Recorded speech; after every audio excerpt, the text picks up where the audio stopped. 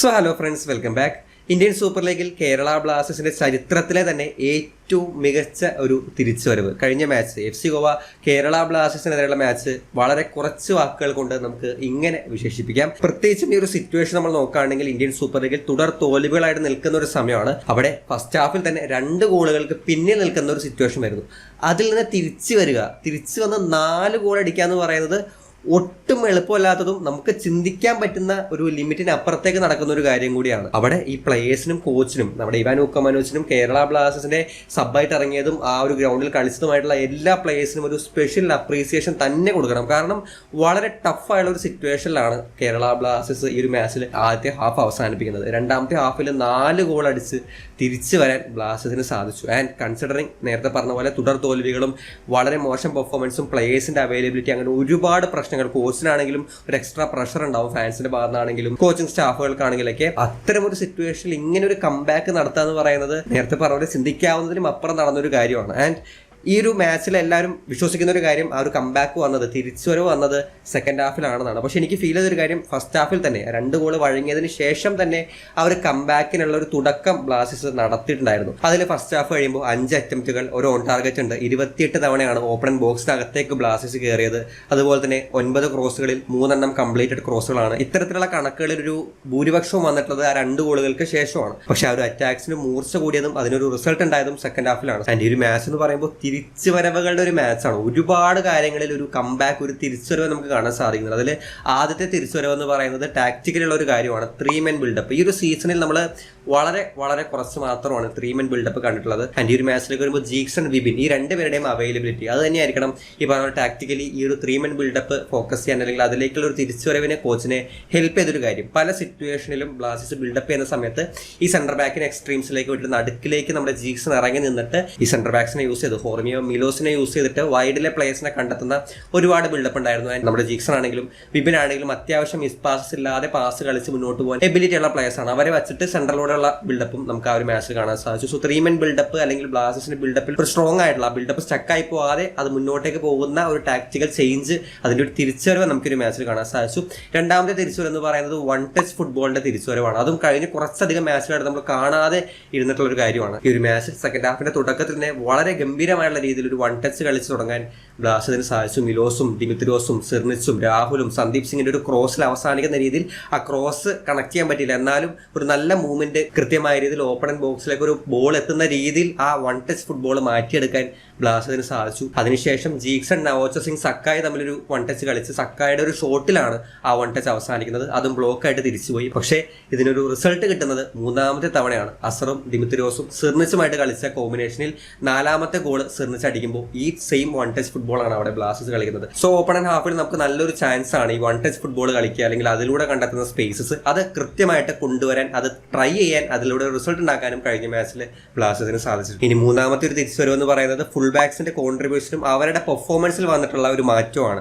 ഈ ഒരു മാച്ചിൽ നവോച്ച സിംഗും സന്ദീപ് സിംഗും 2 പേരും ഒഫൻസീവ്ലി നല്ല രീതിയിലാണ് ഈ ഒരു മാച്ചിൽ കോൺട്രിബ്യൂട്ട് ചെയ്തിട്ടുള്ളത്. നമ്മൾ പ്രീതം കോട്ടാൽ കളിക്കുന്ന സമയത്ത് ഈ മൂവ്മെന്റ്സിൽ കൂടുതലും നവോച്ച സിംഗിലേക്ക് കോൺസെൻട്രേറ്റ് ചെയ്യുന്ന പോലെ പ്രീതം കോട്ടാലിലേക്ക് വരുന്ന മൂവ്മെന്റ്സ് അതിനൊരു നല്ല ത്രെട്ട് ക്രിയേറ്റ് ചെയ്യാൻ പറ്റാത്തതുപോലെയോ, ഒരു നല്ല ക്രോസിലേക്ക് അവസാനിപ്പിക്കാൻ പറ്റാത്തതുപോലെയോ, അവിടെ ഒരു ലിങ്കപ്പ് കൃത്യമായിട്ട് കളിക്കാൻ പറ്റാത്തതുപോലെയോ പ്രീതം കോട്ടാൽ വരുമ്പോൾ ഫീൽ ചെയ്തിരുന്നു. പക്ഷെ സന്ദീപ് സിംഗ് വന്നതിനിപ്പോൾ അവിടെ ഒരു ബാലൻസ് കൊണ്ടുവരാൻ അദ്ദേഹത്തിന് സാധിച്ചിട്ടുണ്ട് എന്നുള്ളതാണ്. 7 ക്രോസുകളാണ് സന്ദീപ് സിംഗ് കൊടുത്തിട്ടുള്ളത്, 2 നവോച്ച സിംഗ് കൊടുത്തിട്ടുണ്ട്. 2 പേരും ചേർന്ന് ഓരോ ചാൻസസ് വീതം ക്രിയേറ്റ് ചെയ്തിട്ടുണ്ട്. ആൻഡ് ഈ ക്രോസുകളിൽ, സന്ദീപ് സിംഗിന്റെ ക്രോസുകളിൽ പ്രത്യേകിച്ചും ഒരു മെജോറിറ്റിയും കണക്ട് ചെയ്യുന്ന, അല്ലെങ്കിൽ ഒരു ഫൈനൽ ടച്ച് കൊണ്ടുവരുന്ന രീതിയിൽ, അല്ലെങ്കിൽ പ്ലെയറിലേക്ക് റീച്ച് ചെയ്യുന്ന രീതിയിലുള്ള ക്രോസുകൾ കൂടിയായിരുന്നു. ആൻഡ് ഈ ഫുൾ ബാക്സിന്റെ തന്നെ ഒരു ലിങ്കപ്പ്, ഇപ്പോൾ നവോച്ച സിംഗിന്റെ സൈഡിലാണെങ്കിൽ നവോച്ച സക്കായി, അതുപോലെ തന്നെ നവോച്ച ദിമിത്രിയോസ്, അവർ തമ്മിലുള്ള പാസ് എക്സ്ചേഞ്ചസും അവർ തമ്മിലുള്ള ഒരു 1 touch ഫുട്ബോൾ നമ്മൾ കാണുന്നുണ്ട്.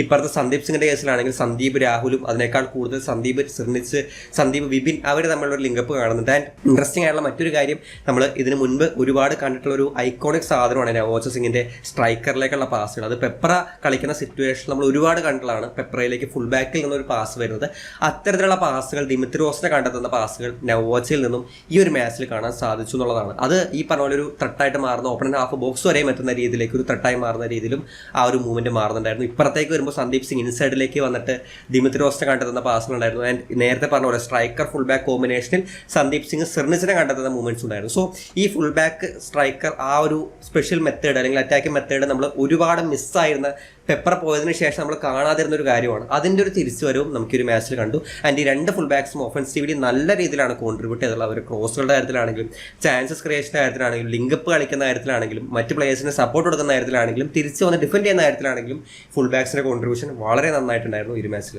നാലാമത്തേത് സ്ട്രൈക്കേഴ്സും അവർ തമ്മിലുള്ള ഒരു കണക്ഷനുമാണ്. നമ്മൾ കഴിഞ്ഞ മാച്ചിൽ ഫെഡർ സ്ക്രിനച്ചും ഇഷാൻ പണ്ഡിതയും കളിച്ചപ്പോൾ എടുത്തു പറഞ്ഞൊരു കാര്യമാണ്, ഫെഡർ ഒരുപാട് പാസുകൾ കളിക്കുന്നുണ്ട്, പക്ഷേ ഫെഡറിന്റെ ഒരു പാസ് പോലും ഇഷാൻ പണ്ഡിതായിട്ട് ഉണ്ടായിരുന്നില്ല എന്നുള്ളത്. സ്ട്രൈക്കർ തമ്മിലുള്ള കോമ്പിനേഷൻ, അവർ തമ്മിലുള്ള പാസ് എക്സ്ചേഞ്ചസ്, അത് നമുക്ക് ഒരു മാച്ചിൽ ഒരു തിരിച്ചുവരവായിട്ട് കാണാൻ സാധിച്ചു. ദിമിത്രോസും സിർണിച്ചും ഇവർ തമ്മിലുള്ള പാസുകൾ, അത് തുടക്കം തൊട്ടേ കളിയുടെ തുടക്കം തൊട്ടേ നമുക്ക് സിർണിച്ച് ദിമിത്രോസിലേക്ക് പാസുകൾ എത്തിക്കുന്ന രീതിയിൽ, അതൊരു ഷോട്ടിൽ അവസാനിക്കുന്ന രീതിയിൽ കാണാൻ സാധിച്ചു. ഇവർ തമ്മിലുള്ള ഷോർട്ട് പാസസ് ഉണ്ടായിരുന്നു, പാസ് എക്സ്ചേഞ്ചസ് ഉണ്ടായിരുന്നു. ആൻഡ് ഇതേ കോമ്പിനേഷനിലാണ് നമുക്ക് ലാസ്റ്റ് മിനിറ്റിൽ 4ാമത്തെ ഗോളും കണ്ടെത്താൻ പറ്റുന്നത്. ദിമിത്രോസും സിർണിച്ചും ചേർന്ന് നടത്തിയ ഒരു വൺ ടച്ച് ഫുട്ബോളിന്റെ ഭാഗമായിട്ടാണ് 4ാമത്തെ ഗോൾ സ്കോർ ചെയ്യുന്നത്. സോ ഇത് വളരെ വളരെ ഇമ്പോർട്ടൻ്റ് ആയ ഒരു കാര്യമാണ്. കാരണം നമ്മുടെ സ്ട്രൈക്കിംഗ് സോണിൽ പുതിയൊരു സ്ട്രൈക്കറെ ഇൻക്ലൂഡ് ചെയ്യുമ്പോൾ അത് സെറ്റ് ആവുക, അത് വർക്കൗട്ടായി വരിക എന്ന് പറയുന്നത് ഇച്ചിരി ടൈം എടുക്കുന്ന എന്നാൽ ആവശ്യമായുള്ളൊരു കാര്യമാണ്.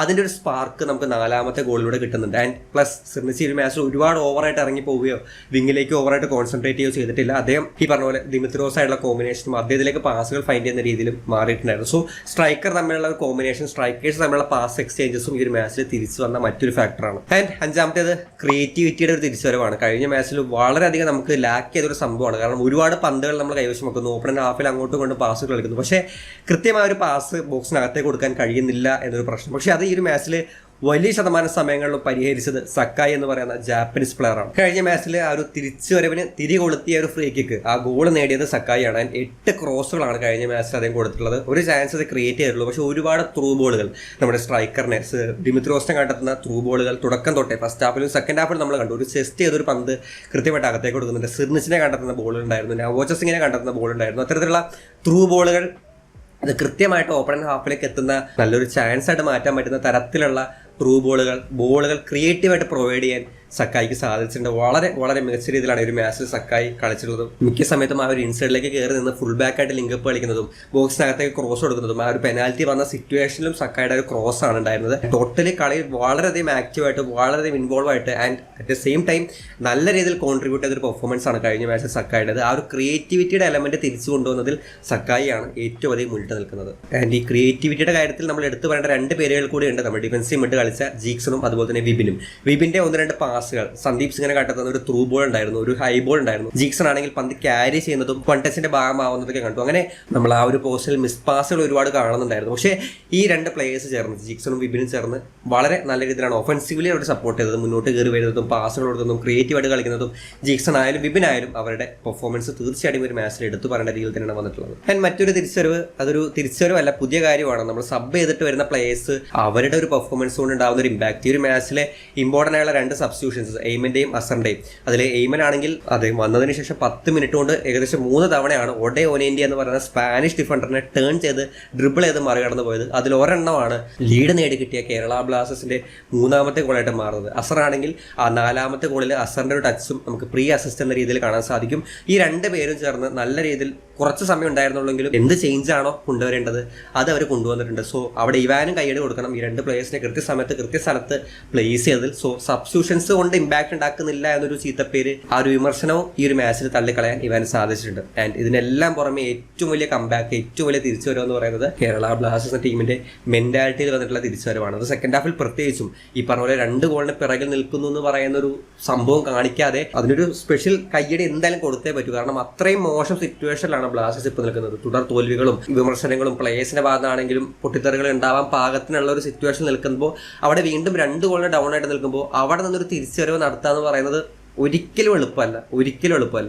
അത് പ്ലേയേഴ്സിന്റെ മെന്റാലിറ്റിയെ വളരെയധികം ബാധിക്കുന്ന ഒരു കാര്യമാണ്. അത്തരം ഒരു സിറ്റുവേഷനിൽ നിന്നാണ് ഈ പറഞ്ഞ തിരിച്ചു വന്ന് 4 ഗോളുകൾ സ്കോർ ചെയ്യുന്നത്. സെക്കൻഡ് ഹാഫിൽ അറ്റാക്കിംഗ് ആണെങ്കിലും ഡിഫെൻഡിംഗ് ആണെങ്കിലും വളരെ മികച്ച രീതിയിലാണ് പ്ലേയേഴ്സ് കൈകാര്യം ചെയ്തത്. അവരുടെ ആറ്റിറ്റ്യൂഡും ആ ഒരു ബോഡി ലാംഗ്വേജും ഇനി ഈ ഒരു സ്റ്റേഡിയത്തിൽ തല കുനിച്ച് ആരാധകരുടെ മുമ്പിൽ നിൽക്കാൻ പറ്റില്ല എന്ന് പറയുന്ന ഒരു സംഭവം അവരുടെ കളിയിൽ കാണാൻ സാധിക്കുന്നുണ്ടായിരുന്നു. അത് ഇനി എവേ സ്റ്റേഡിയത്തിലാണെങ്കിലും ഹോം സ്റ്റേഡിയത്തിലാണെങ്കിലും കളിക്കുമ്പോൾ ആ ഒരു തിരിച്ചറിവോടുകൂടി കളിക്കുകയാണെന്നുണ്ടെങ്കിൽ ഇനി ബ്ലാസ്റ്റേഴ്സിന് ഒരിക്കലും തല കുനിക്കേണ്ടി വരില്ല എന്നാണ് എനിക്ക് ഫീൽ ചെയ്യുന്നത്. എന്തായാലും തീർച്ചയായിട്ടും ഒരുപാട് തിരിച്ചുവരവുകൾ, അതും ആരാധകരുടെ സന്തോഷത്തിന്റെ കൂടി ഒരു തിരിച്ചുവരവാണ്. ഏറെ കാലം ഈ പറഞ്ഞ തുടർ തോൽവികൾ കണ്ട് തലകുനിച്ചിരിക്കുന്ന ബ്ലാസ്റ്റേഴ്സ് ആരാധകരുടെ കൂടി കംബാക്കാണ്. സോ എന്തായാലും ഇനി ഈ ഒരു തിരിച്ചുവരവിൽ നിന്നൊരു തിരിച്ചുപോക്ക് ഉണ്ടാവില്ലെന്ന് പ്രതീക്ഷിക്കാം. ഈ ഒരു മാച്ചിനെ പറ്റി ഇതല്ലാതെ നിങ്ങൾ കണ്ടെത്തിയിട്ടുള്ള കാര്യങ്ങളെല്ലാം കമന്റ് ബോക്സിൽ ഷെയർ ചെയ്യാൻ ശ്രമിക്കാം. നമുക്ക് എന്തായാലും മറ്റു വീഡിയോയിൽ കാണാം. ബൈ.